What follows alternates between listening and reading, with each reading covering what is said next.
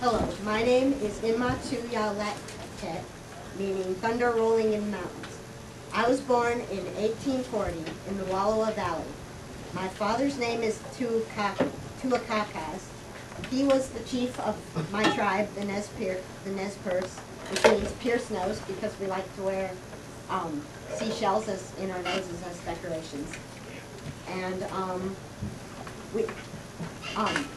our tribe was separated into different groups called bands, and my band was far away from the rest of the bands, but we often met with the main tribe to trade and socialize with them.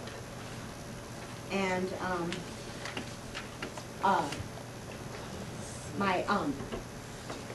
once a white missionary named Reverend Spalding visited our band. And my father was he taught our band about Christianity, and my father was very interested with this religion. So he sent me to visit Spalding's missionary and learn about Christianity. But I didn't want to learn English because I liked our language. So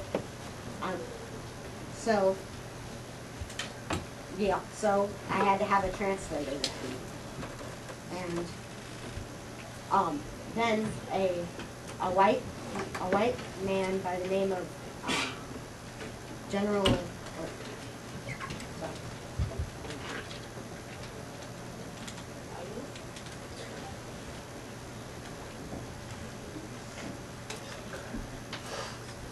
a man by the name of Governor Stevens visited us, and he wanted us to sign a piece of paper called a treaty that he said it would keep whites out of our land.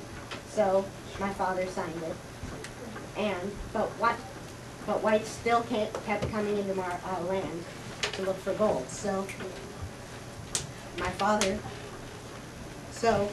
we met with Governor Stevens again, and he said he wanted us to move on to a reservation. And the reservation had a little tiny piece of land so the reservation was really small, and it was too small so that we couldn't hunt. So he wanted us to farm, but my father didn't want to farm. So we refused to sign the treaty. But another chief a chief of another band named Chief Lawyer signed the treaty, and Governor Stevens took that to mean that the entire tribe was signing the treaty. So the entire tribe was forced to go to the reservation. But and my father was getting old, and his health was failing, and he was dying. So he told me that I would have to become the chief of our band. And so he said to me, when you go to council with the white man, always remember your country. Do not give it away. But I knew that if I didn't go to the reservation, we would have to fight war.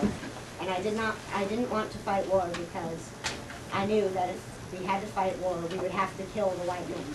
And I didn't want to kill white men because our tribe had a long history of peacefully trading with the white men. So I didn't want to end that, so I didn't want to kill white men. But I found out that my young warriors were killing white men. So I knew the only way to escape war was to flee. So we fled through the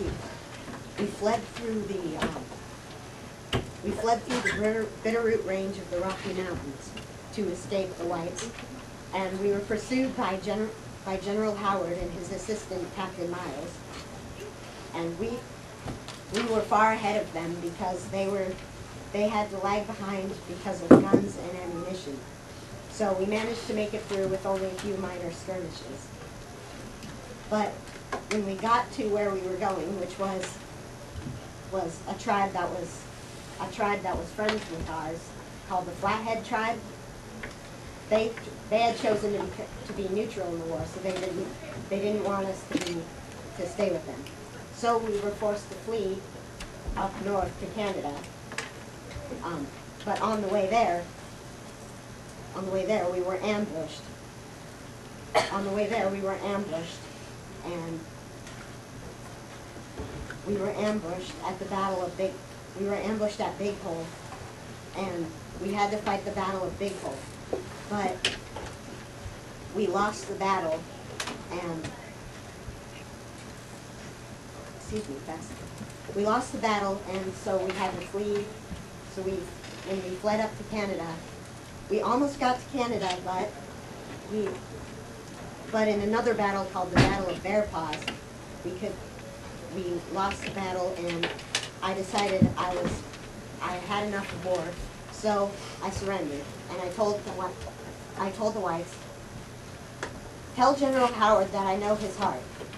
What he told me before I have in my heart. I am tired of fighting. Our chiefs are killed. Looking Glass is dead. Tuhulozo is dead. The old men are dead. It is the younger men who say yes and no. Olcott is dead. It is cold and we have no blankets. My men, my people, some of them have run away into the hills and have no blankets, no food. No one knows where they are, perhaps freezing to death. I want time to look for my children and see how many of them I can find. Maybe I shall find them among the dead. Hear me, my chiefs. I am tired. My heart is sick and sad. From where the sun now stands, I will fight in the north forever.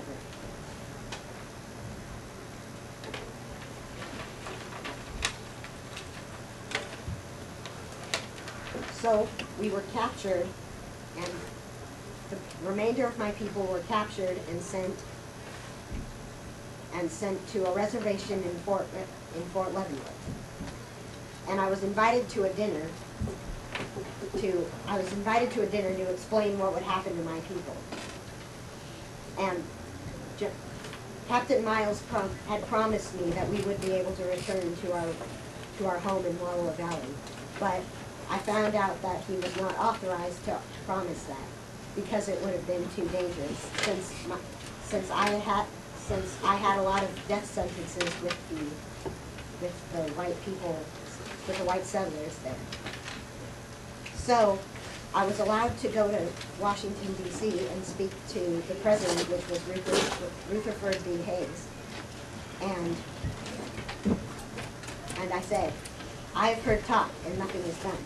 Words will not last long unless they amount to something. Words do not pay for my dead people.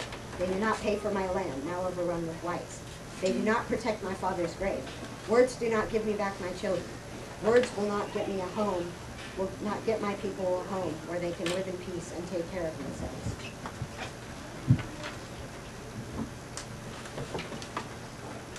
So after that, we were moved again to a reservation in Oklahoma, and my people and I were very used to the